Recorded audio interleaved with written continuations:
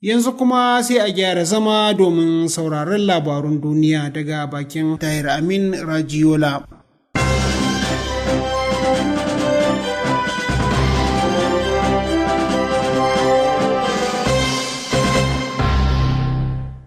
Ga labaran duniyan da farko ga kanunsu.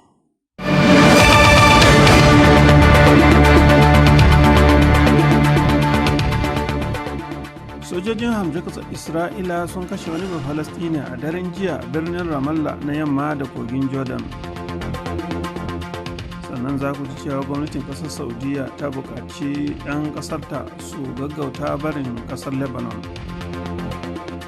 Har ila yau a Nijar kuma sojojin ƙasar masu juyin mulki sun yi watsi da wasu yarjejeniyoyin tsaro da ƙasar Faransa. Yanzu kuma ga cikakkun labaran.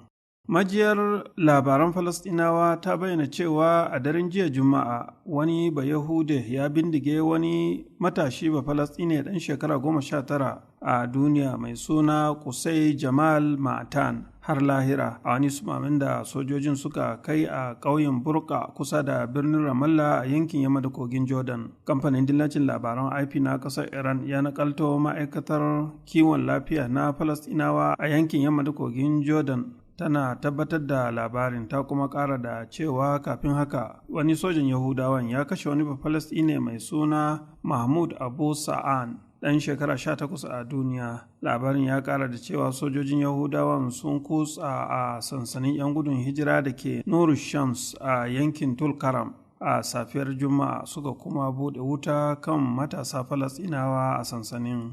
Wani wanda ya gane wa idanunsa ya bayyana cewa sojojin Yahudawan sun fita daga cikin motarsu suka sami Abu Sa'an a kwance, sannan suka buɗe masa wuta a kai suka kuma kashe shi lahira. Gwamnatin ƙasar Saudiya ta buƙaci 'yan ƙasar waɗanda suke ƙasar Lebanon su gaggauta ficewa daga ƙasar, sannan su nisanci yankuna da ake faɗa a ƙasar. Kamfanin dillacin labaran IP na ƙasar Iran ya nakalto ofishin jakadancin ƙasar Saudiya da ke birnin Beirut na cewa ya kamata 'yan ƙasar su kiyaye sanarwar da aka bayar tun da daɗewa na rashin zuwa ƙasar Lebanon. Har ila yau a wani ɓangaren kuma gwamnatin ƙasar Kuwait ta buƙaci 'yan ƙasar wanda suke ƙasar Lebanon da su nisanci yankunan da ake tashe-tashen hankula, amma ba ta yi kira gare su fice daga kasar ba. Kafin haka dai a ranar 1 ga watan Agustan da muke ciki, gwamnatin kasar Birtaniya ta buƙaci 'yan kasarta a Lebanon da su kaucewa zuwa kudancin kasar, musamman yankin Ainul Hilwa inda ake fafatawa tsakanin ƙungiyoyin Falasɗinawa tun makon da ya gabata.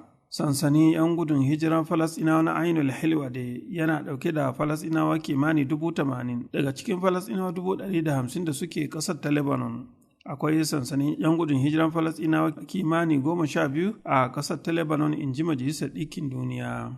Sojoji masu juyin mulki a jamhuriyar Nijar sun yi watsi da wasu yarjejeniyoyin tsaro tsakanin ƙasar da Faransa, musamman waɗanda suka shafi yaƙi da ayyukan ta'addanci.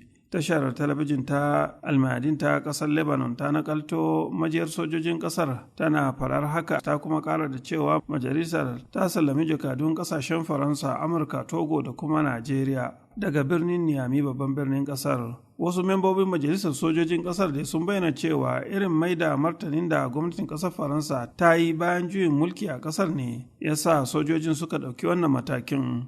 Wasu 'yan majalisar sojojin sun bayyana cewa sojojin za su kare ƙasarsu daga duk wata barazana ga tsaron ƙasar, sannan sun yi watsi da barazanar ƙungiyar ECOWAS ta raya tattalin arzikin ƙasashen yammacin Afirka na farwa ƙasar da yaƙi don mai da shugaba Bazoum kan kujerar shugabancin ƙasar.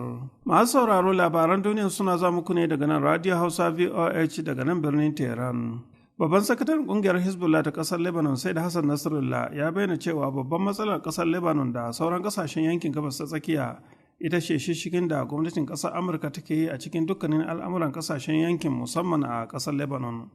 Kamfanin dillancin labaran IP na kasar Iran ya nakalto Said Nasrallah yana faɗar haka a ranar Alhamis da yamma, ya kuma ƙara da cewa a duk wuraren da aka kori ƙasar Amurka za ga mutanen yankin sun ɗan sami zaman lafiya, in ji Nasrallah. Said Nasrallah ya ƙara da cewa a lokacin da mutanen ƙasar Lebanon tare da taimakon ƙungiyar Hezbollah suka kori Yahudawan Isra'ila daga kudancin ƙasar, sai da aka yi shekaru fiye da 10 ana samun zaman lafiya a yankin. haka ma al'amarin yake a yankin Gaza na ƙasar Falasɗinu da aka mamaye da kuma ƙasar Iraki kafin Amurkawa su sake dawowa da sunan yaƙi da Da'ish. Daga ƙarshe shugaban ƙungiyar Hezbollah ya bayyana cewa a duk lokacin da mutanen ƙasar Lebanon suka daina biyayya ga ƙasar Amurka za su warware mafi yawan matsalolin da ƙasar take fuskanta a halin yanzu. A Najeriya kuma ƙungiyar ƙwadago ta NLC ta yi barazanar komawa yajin aiki idan har gwamnatin tarayyar ƙasar ta ƙi janye ƙarar da ta shigar kan shugabannin ƙungiyar a ranar 14 ga watan Agusta da muke ciki. Jaridar Premium Time ta Najeriya ta nakalto Joe Ajaero, shugaban ƙungiyar, yana faɗar haka a lokacin da yake jawabi ga kafafen yada labarai bayan taron majalisar zattarwa na ƙungiyar da aka yi a ranar Alhamis. Ajaero ya ƙara da cewa idan gwamnatin tarayya bata janye ƙarar da ta shigar kan ƙungiyar har zuwa ranar 11 ga watan Agusta da muke ciki ba, to ƙungiyar za ta sake kiran yajin aiki a ranar 14 ga watan. Kafin haka dai gwamnatin tarayya ta shigar da ƙara kan ƙungiyar ƙwadago ta NLC da kuma TUC saboda saba umarnin gwamnati na rashin shiga yajin aiki. Babban mai gabatar da ƙara na gwamnatin tarayya sannan babban sakatare a ma'aikatar shari'a na ƙasar, mai shari'a Bitrich JD Agba, ya nana ta haso biyu kan cewa yajin aikin da ƙungiyoyin ƙwadagon suka kira ba sa bisa ƙa'ida. Masu sauraro, ƙarshen labaran duniyan kenan.